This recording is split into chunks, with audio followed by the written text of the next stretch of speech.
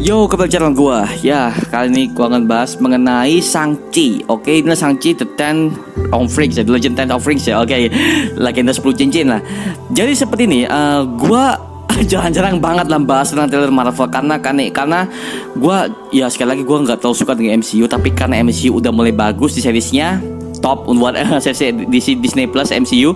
Dan untuk MCU kali ini, untuk fase 4 ini ya, ini mungkin menurut gue adalah hero Marvel yang paling bagus. Dan dari segi teknis, segi kamera, segi cerita mungkin, karena kita belum tahu story seperti apa, tapi kita udah dapat piece-piece-nya banyak di sini ya. Di sini gue akan bahas mengenai Shang-Chi The Legend of the Rings trailer 1 dan trailer kedua. Karena sengaja gue nggak bahas trailer yang pertama dulu, karena dulu pas itu gue nggak sempet bahas karena banyak banget tugas yang gue selesaikan, endorsement segala macem, permintaan company. Aduh, itu menurut gue ya banyak banget lah. Jadi sekarang ini gue akan ada waktu, jadi gue akan bahas mengenai 2 trailer Shang-Chi sekaligus menurut gue, dari pandangan gue ya. Sekali lagi ini adalah pendapat gue, dan ini adalah yang gue dapatkan data-datanya dari yang udah gue riset selama ini. Oke, langsung kita masuk segmen ke Marvel Universe Indonesia.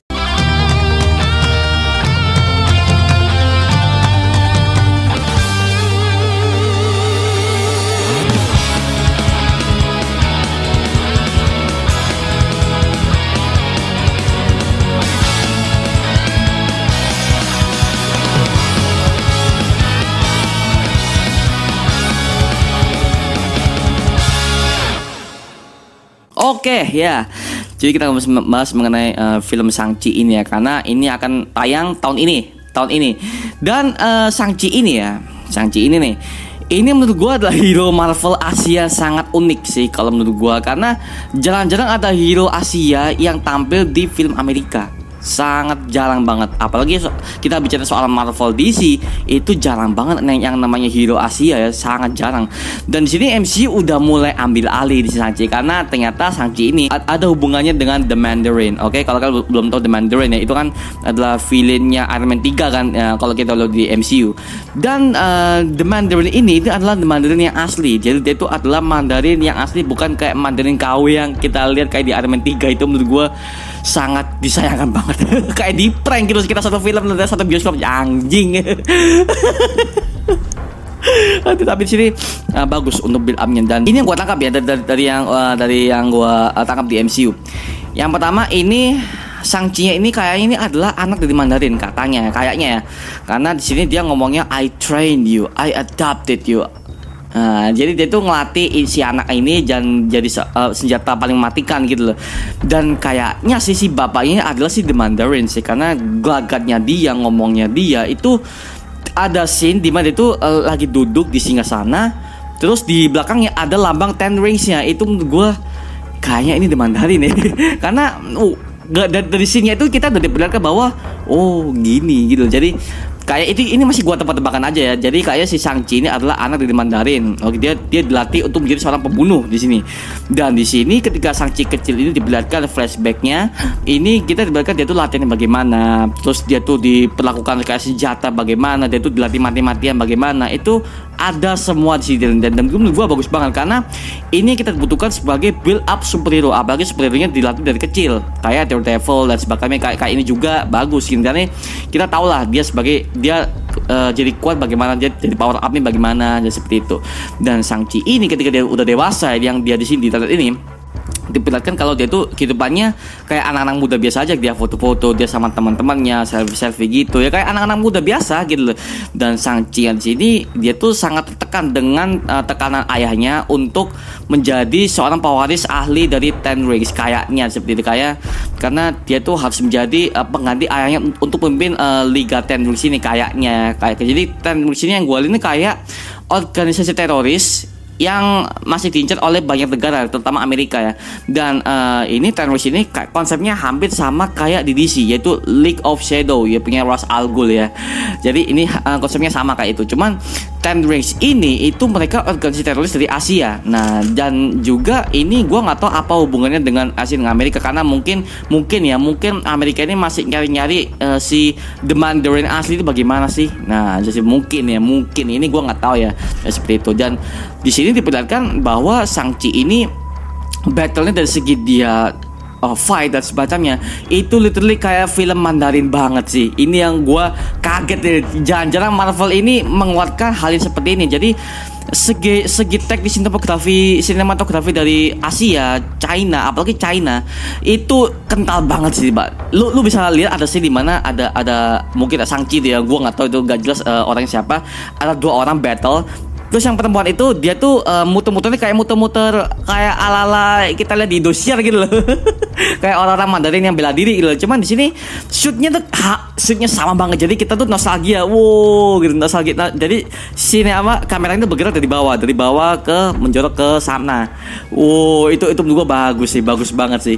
Dan gua ngeliat anjir, ini kayak film Indosiar nih. Gua ngerasakan. Tapi bagus. Mereka memasukkan unsur-unsur sinematografi yang pernah dilakukan oleh pihak Chinese. Ini menurut gue bagus banget sih. Dan hal yang seperti itu sekali lagi tidak pernah sama sekali dimuncul oleh Marvel, apalagi DC. Itu gak pernah dimuncul sama sekali. Dan gue akui MCU di sini benar-benar kreatif, sangat-sangat kreatif di sini. Dan mereka memperlihatkan Shang-Chi ini battle bagaimana, terus dia tuh fightnya bagaimana. Dan jadi dia tuh hero bela diri. Dia bukan hero yang pakai armor, pakai topeng, enggak. Dia tuh kayak orang bela diri biasa. Jadi ini yang gue suka dari Shang-Chi ini seperti ini. Jadi konsep itu tidak seperti superhero yang lain kayak Marvel yang harus menutupi identitasnya, yang harus pakai kostum, armor segala macam. Itu gue udah bosen, Pak. Jadi kita diberikan warna baru lah di Shang-Chi ini. Jadi dia tuh sebagai kayak vigilante-nya lah, seperti itu. Dan mereka konsep fightingnya kayak yang gue lihat koreografinya kayaknya wushu sih. Jadi alirannya yang gue lihat ini wushu karena kalau belum tahu ya, gue tuh udah kecil ya, gue tuh udah dilesin wushu. Jadi wushu tuh kayak bela diri dari Chinese kalau nggak salah ya, Chinese ya, wushu.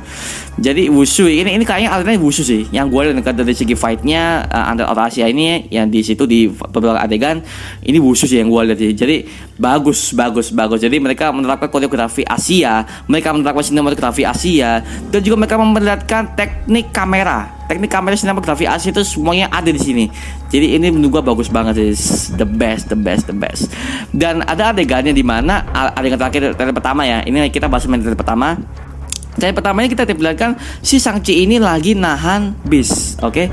Shang-Chi ini lagi nahan orang-orang yang akan jatuh dari bis, dan juga si teman ceweknya ini dia tuh yang lagi mengambil alih kemudi setirnya gitu loh. Dan ketika gua ngeliat ketika dia ngelawak, ketika dia ngelawak di situ, itu ngelawakannya tidak maksa. Ya, sekali lagi ini natural banget yang gue ngeliat. Oh, bagus.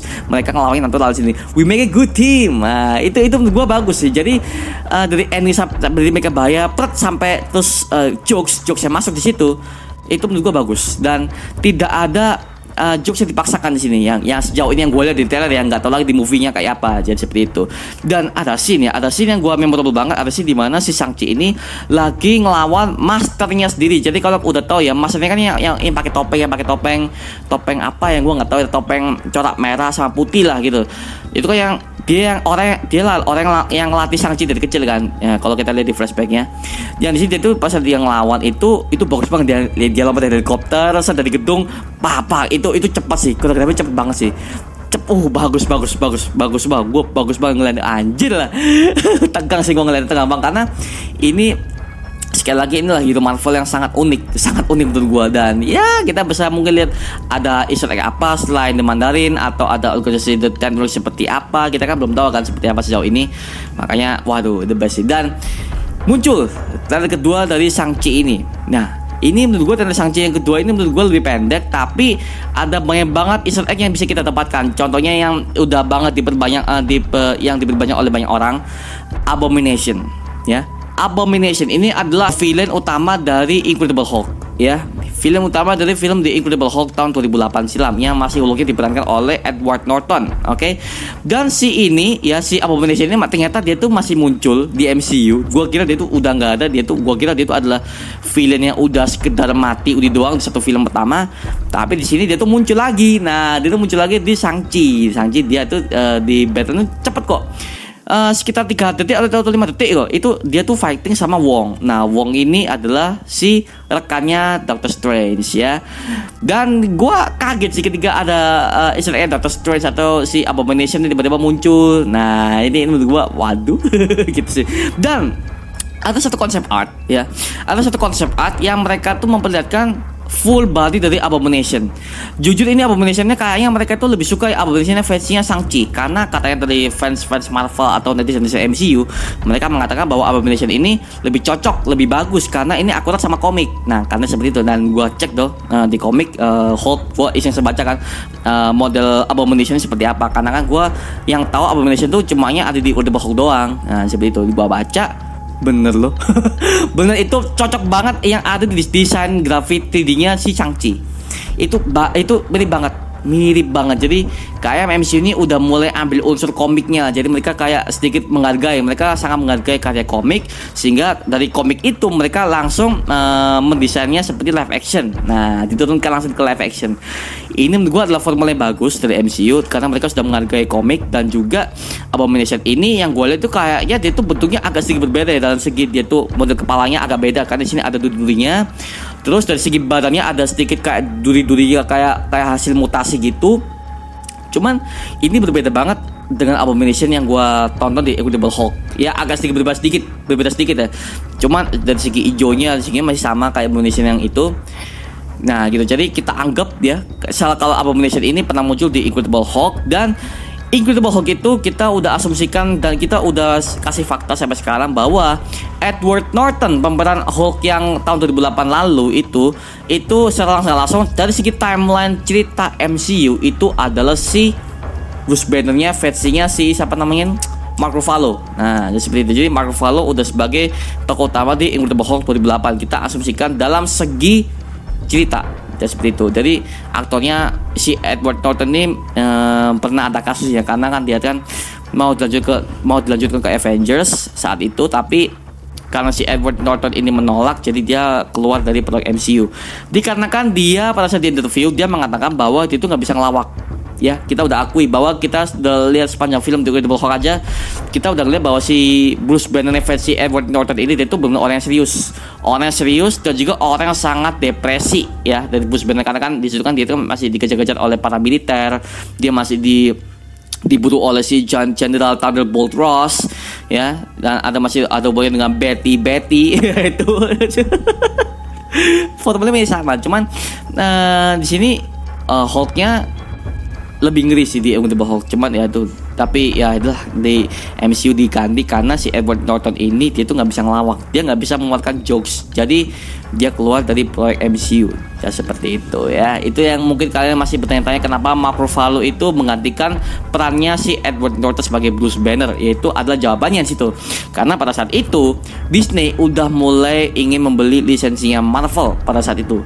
Jadi untuk next projectnya katanya Edward Norton akan dipanjang lagi, tapi ternyata enggak seperti itu ya. Itu aduh sayang banget. Tapi menurut gue lebih bagus diganti sih, karena Edward Norton di Incredible Hulk itu menurut gue sih dia terlalu serius dan apa ya, dia tuh kayak tidak mendalami karakternya sebagai Bruce Banner. Jadi kayak aktor biasa yang memerankan sebuah karakter itu doang, atau mungkin karena script writernya yang bego, gue nggak tahu. Tapi yang jelas itu karakteristik sebagai Bruce Banner tuh nggak kelihatan.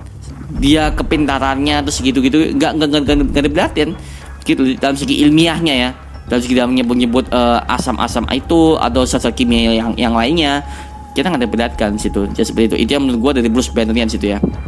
Makanya kalau ada Abomination otomatis ada Hulk di situ. Kalau ada Abomination ya nggak tahu lagi ya, atau mungkin gimana. Tapi yang gue baca dari teori konspirasi yang dibuat oleh netizen Marvel kita tercinta itu mereka mengatakan bahwa Abomination ini keluar karena ada rusaknya multiverse. Jadi ada hubungan dengan film Doctor Strange yang kedua, The Multiverse of Madness ya itu.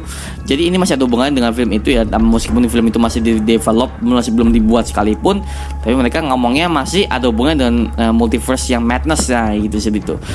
Jadi kayak mereka tuh ngomongin, mereka tuh berkonspirasi bahwa si Abomination ini muncul dari universe yang berbeda. Universe yang berbeda itu adalah dari hasil Doctor Strange sendiri. Makanya ada Wong situ, nggak tahu lagi ya. Makanya ini masih spekulasi kita semua.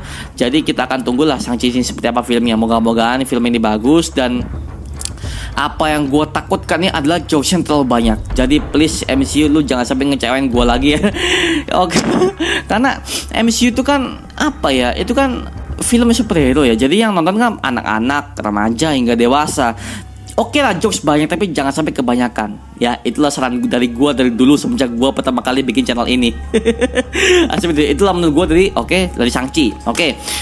Itu gue tunggu filmnya dan gue pastikan haruslah jadi bagus lah. Jadi seperti itu, mungkin ditambahin apa kek, itu yang menurut gue itu adalah memperkaya cerita dan seperti itu. Dan moga-moga sih hero Marvel yang lainnya tidak akan muncul dalam crossover lagi, karena gue udah capek banget film MCU itu banyak banget crossover. Contoh ya, Spider-Man Homecoming masih bawa-bawa Iron Man, oke? Terus Thor masih bawa-bawa Hulk. Terus habis itu yang ini, apalagi nextnya Thor keempat masih bawa-bawa Guardians of the Galaxy, itu masih ada crossover, Pak. Jadi gua mau ini pure Shang-Chi doang. Ya pure Shang-Chi doang dan gak ada hero Marvel yang terlibat sini ya. Wong itu udah terlibat sih itu. Ya seperti itu ya, gua harapin nggak terlalu banyak kayak film-film MCU yang lainnya. Jadi gua mau film MCU itu bener-bener solo movie. Bener-bener solo movie lah. Kayak Captain America The First Avenger lah. Itulah contohnya kayak gitulah ya, seperti itu ya. Jangan lupa like, comment, dan subscribe untuk membantu gua membuat video menit dan menghibur kalian semua, oke? Dan kalau kalian punya pendapat lain mengenai Shang-Chi atau kalian punya Easter egg yang lain yang tidak gua sebutkan di video ini, tulis di kolom komentar di bawah dan kita bisa diskusi bareng seperti biasanya. Sampai jumpa di video berikutnya. Adios. Woo!